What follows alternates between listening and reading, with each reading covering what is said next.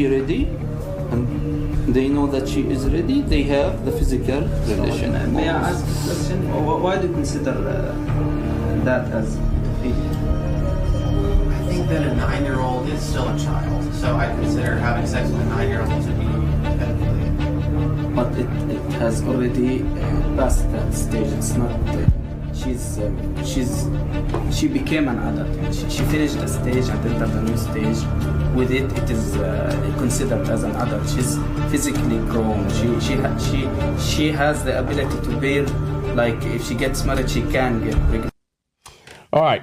Ugh, it's pedophilia. Whoever created that video obviously had the music too loud, so you couldn't understand what these guys were saying. There was text there. For those of you like me that haven't had your eyes done, it could be difficult. The bottom line synopsis of that video is there was a guy that was talking to some Islamic scholars, and they were talking about the fact that in Islam, they like to marry at age 6.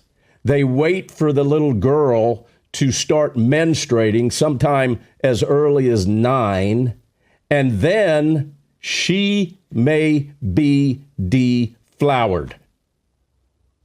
Yeah. And at that point, they normalize pedophilia. Now, John,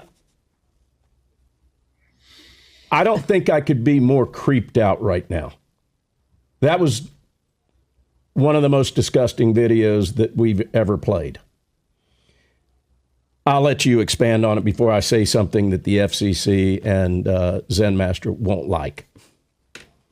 Well, I mean, that's normative, universally taught Islam. That's the Qur'an, and it's in Islamic law because the Qur'an on multiple occasions calls Muhammad, Islam's prophet, a beautiful pattern of conduct for all Muslims for all times to follow in every way. So Muhammad married a 6-year-old, consummated the marriage when she was 9.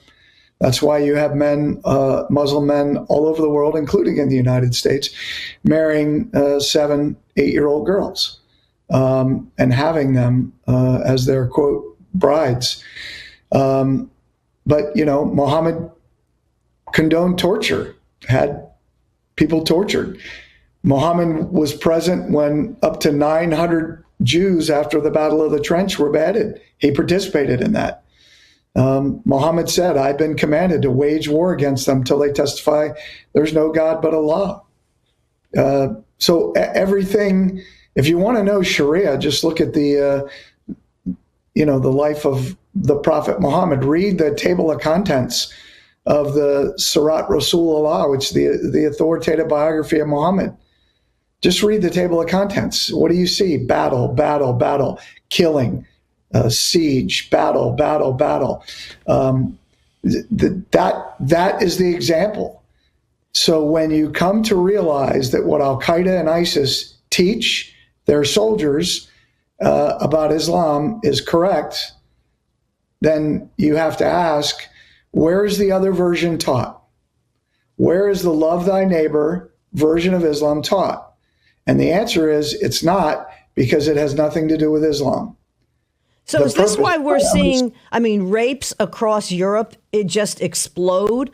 Muhammad is the number one name in the UK right now because the non-believers are less than human, and it's okay to do that and to kill? Well, that's right. I mean, the Quran says the non-Muslims are the worst of all creatures. So it's better to kill a non-Muslim who refuses to accept Islam than to allow them to live for their own good and for the good of the Islamic community. I mean, this, you have to understand, if you try to look at Sharia through the lens of a Western mind, it's nonsensical. If you look at everything the Islamic community does through the lens of Sharia, it makes perfect sense.